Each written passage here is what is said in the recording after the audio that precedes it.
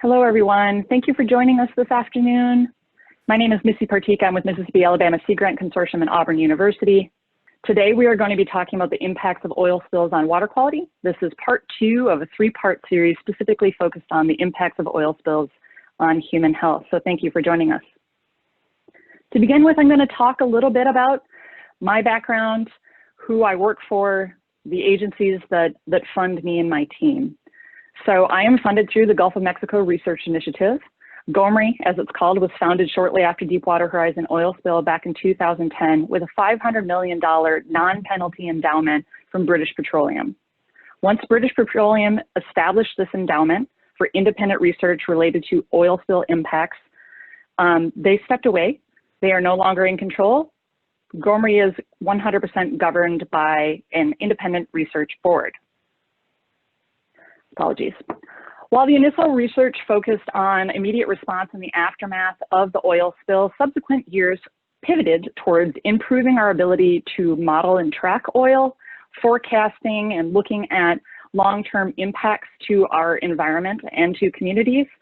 Oil spill prevention has been a primary focus as well, but a big part of it has been building relationships and partnerships between agencies and research institutions. GOMRI is at its 10th and final year of funding right now, but that doesn't mean all of that research stops there. The research continues to be publicly available and accessible, but what I can tell you is that early on it was unclear how the public would get access to all of this great information that was being discovered with this research endowment. To that end, in 2014, GOMRI expanded its programmatic reach by partnering with the Sea Grant programs who've been serving coastal communities for over 50 years.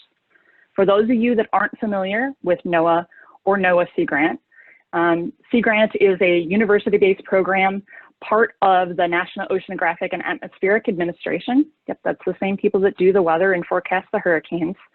We are, like land-grant institutions, located throughout the United States, serving everywhere there was a coast, and that includes all of the Great Lakes and one pretty good one as a shout out to Lake Champlain. We receive federal and state funds and focus on research, education, and extension. We are a science-based program and practice non-advocacy. For those of you that don't know what that means, we do not use our relationships with our stakeholder groups to promote any particular viewpoint, but rather serve as neutral brokers of peer-reviewed science and government reporting. I'm a member of the Oil Spill Science Outreach Team based here in the Gulf of Mexico. We are spread across all Gulf states, and we are made up of 4 extension specialists like myself, who's based in Mobile, Alabama.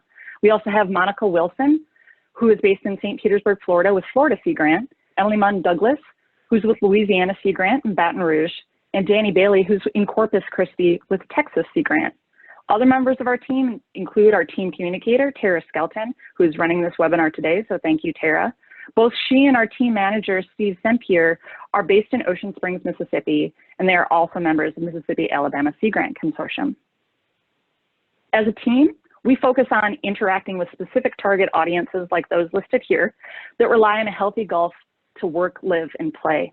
These stakeholder groups can be roughly divided into those that could use oil spill science, technical information and science-based information for on-the-job decision-making, as well as those that depend on a clean and healthy Gulf of Mexico for their living, but are frequently left out of the conversation or flow of information. So how do we do that? Well, there's a lot of research out there, and it can be complicated to go through. And if you're a science nerd like myself and some of the members of my team are, we could spend and have spent an entire lifetime sifting through all of that research. But we want to focus on answering specific stakeholder needs and questions.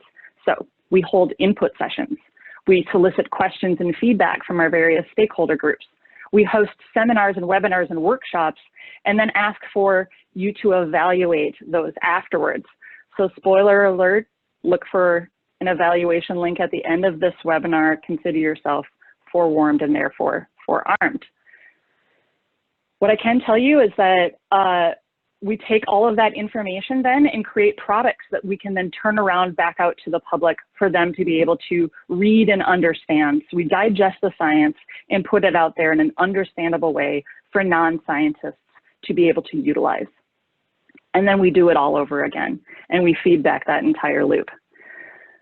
So after 6 years, we've created over 30 bulletins and fact sheets, many of which have been translated into additional languages. We've hosted over 60 seminars, including this summer's webinar series that you've been participating in now. We've also created animated videos, communication tips for our researchers that are out there to help them convey their science out to the lay public. We also provide additional resources, all of which are there to help those seeking answers to their questions find that information. All of this content, along with the recordings for all of our seminars and webinars, including this one, are available on our website. So I encourage you to go there afterwards, look at some of our materials if you're not already familiar with our website. So to start off today's programming, we have a diverse and interesting group of speakers to talk about the impacts of oil spills on water quality.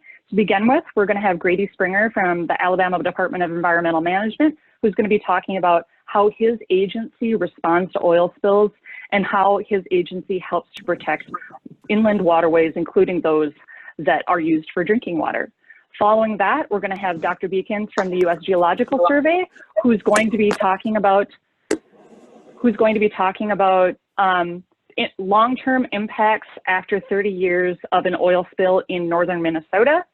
At the end, then, we're going to have Dr. Sola Gabriel from the University of Miami, who's going to be talking about impacts to our beaches in the Gulf of Mexico following Deepwater Horizon and some of those potential exposures to beachgoers. Before we get started, a couple housekeeping tips. You're welcome to chat your questions for our speakers in either the chat box or on Facebook in the comments box. We are going to be recording this webinar, so if you need to leave for any reason, you don't need to fear. You can come back to our webpage around next week sometime. We should have all of the videos up and posted. If you're experiencing any technical difficulties, simply send us a chat, post it on Facebook. My whole entire team is with us today, and we'll be following up with any of those issues and talking you through them. And we appreciate you telling us about that. We have ample time for questions at the end, but I will follow up with our speakers to answer any questions that might go unanswered.